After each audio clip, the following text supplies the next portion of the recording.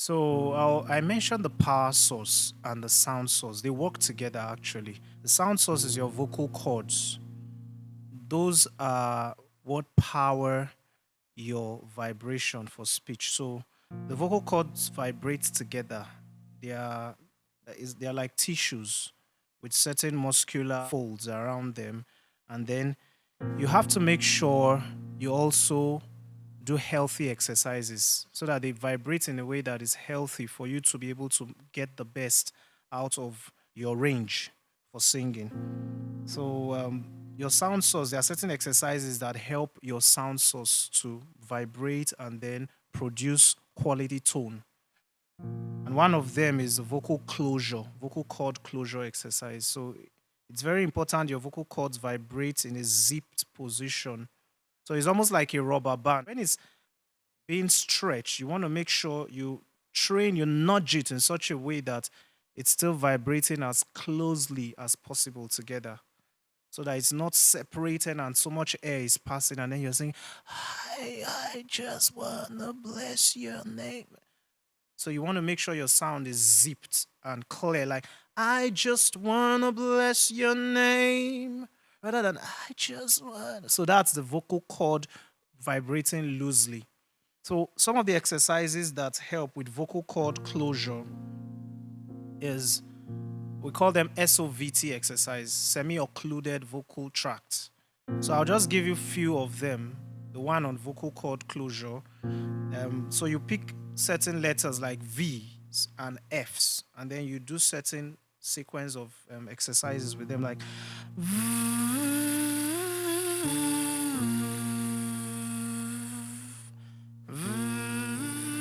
and then you make sure you position your larynx in such a way that it enables the zipping, the closure that I spoke about earlier.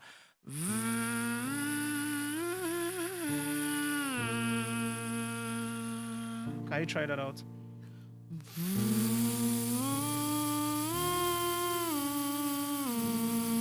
Yeah, it's almost like a bubbling of a bee kind of sound.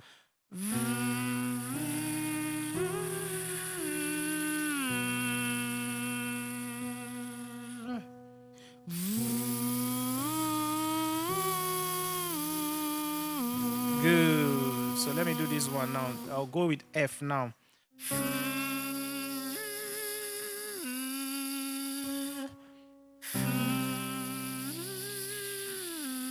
F is almost like V, and then we can do with Z. We can do it with Z.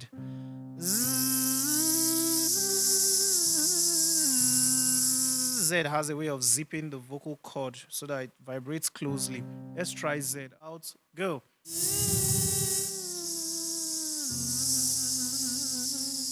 Good. So those are some of the exercises you try to just exercise your vocal cord in such a way that it vibrates the best way to give you the best tone and support and sound. And then the other one is the other part of the semi-occluded vocal tract is the lip roll. So the lip roll helps you to relieve pressure, the pressure that comes with words. It has a scientific mechanism that enables you to transcend across all your vocal registers from your chest to your head to mix, to heady mix, chesty mix. I'm talking about the balance and the combination of your head and your chest resonance, basically, without so much of strain. That's what the lip roll does. So it's very simple. Your lips are rolling or bubbling. Some call it a mouth bubble exercise. So it works this way.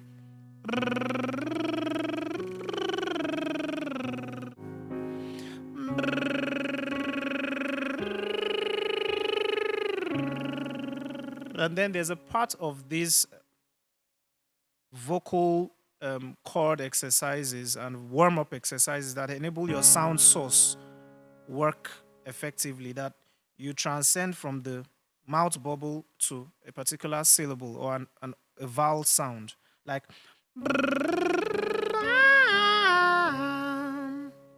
so you're opening up your pitch, you're getting it to vibrate at a certain frequency and a certain pitch. In, two, out. So you're starting with bubble, you're ending with ah.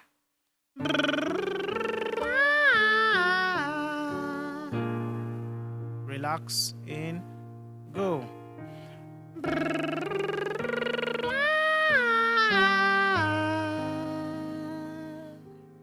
I will go.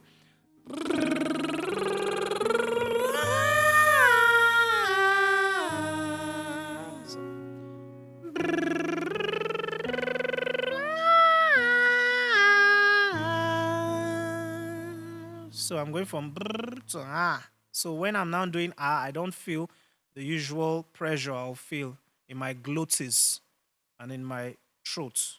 So I'm sort of getting my vocal anatomy to vibrate in a free way that my voice opens up. And then you can start from the highest range and come down.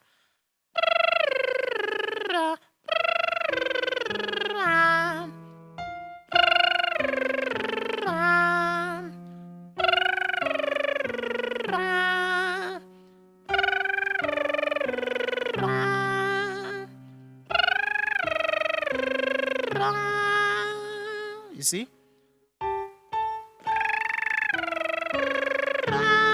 So pitches that normally I would sort of struggle to hit, but because I'm using the mouth bubble, it's giving me a easy transition from chest to head. You see, that's breakage. You don't want that to happen. When you want to make sure your transition is clear, it has clarity to it.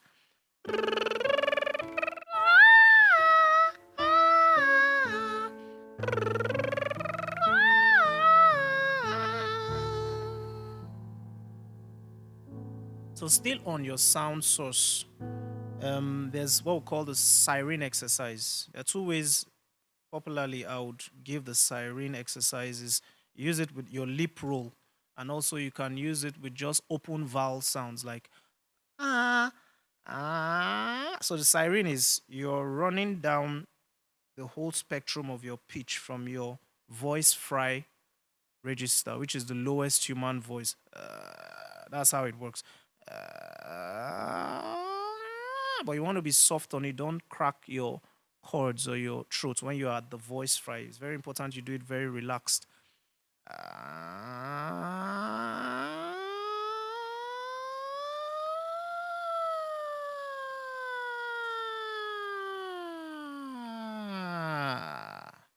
So you see, I'm using ah to go from glide from the lowest, the bottom register to the highest.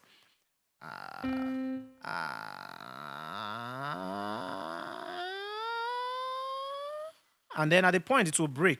So when it breaks, it's just your vocal cord vibrating at that particular range. It's opening up, it's being elastic to be able to get you to hit those notes without so much of break. So you go back at that place where you experience certain breaks.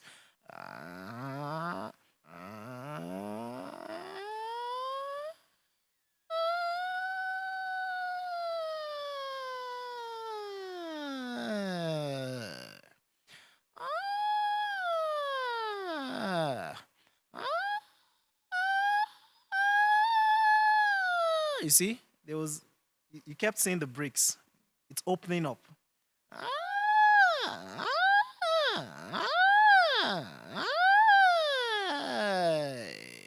See, I was able to connect it after a while, after some of the breaks. So that's how the siren works. So let's do it with the lip roll.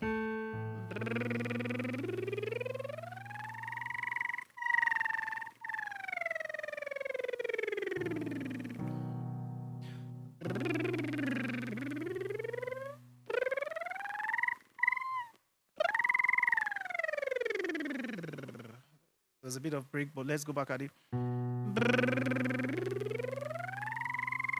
And then you don't leave out your support. It helps to connect the bridges.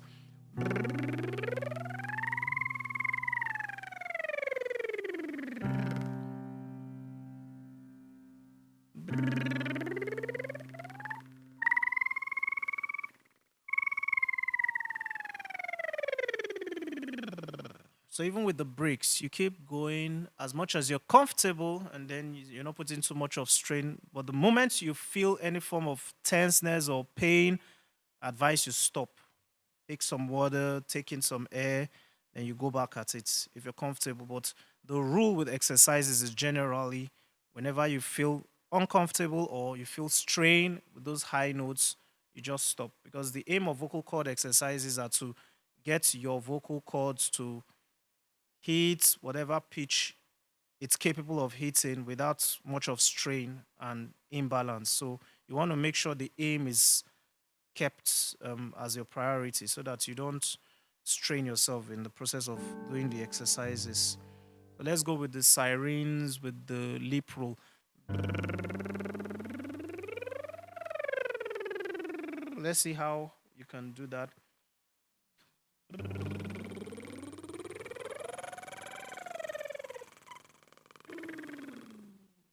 Yeah.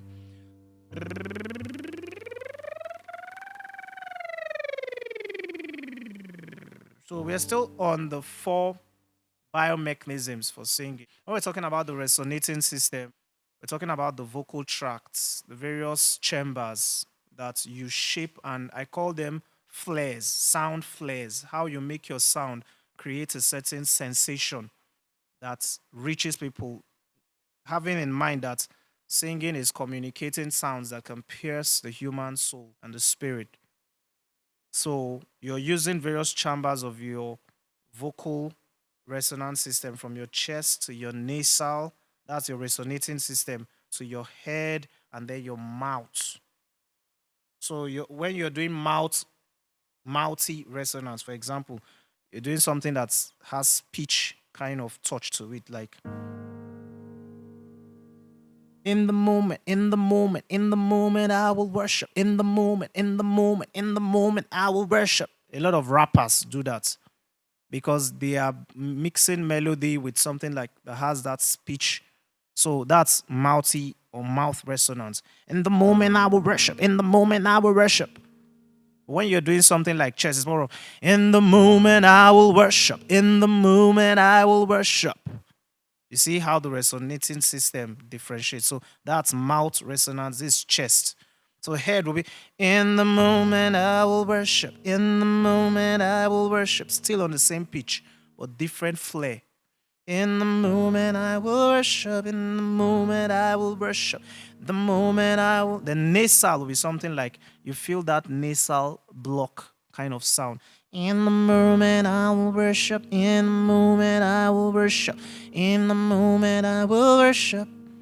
So for nasal resonance or nasal placement is more of a special effect. You don't use it generally. It's not advisable to use it when you're singing, but you just apply it at certain points in the song to give it sort of a special effect. They use it a lot for rock or soft rock kind of music, where they just bring in certain special effects to create certain emotions in some of the lines and the song. So that's that with your vocal tract or your resonating system. Then we go to system of articulation. I'll touch more on articulation as we go on.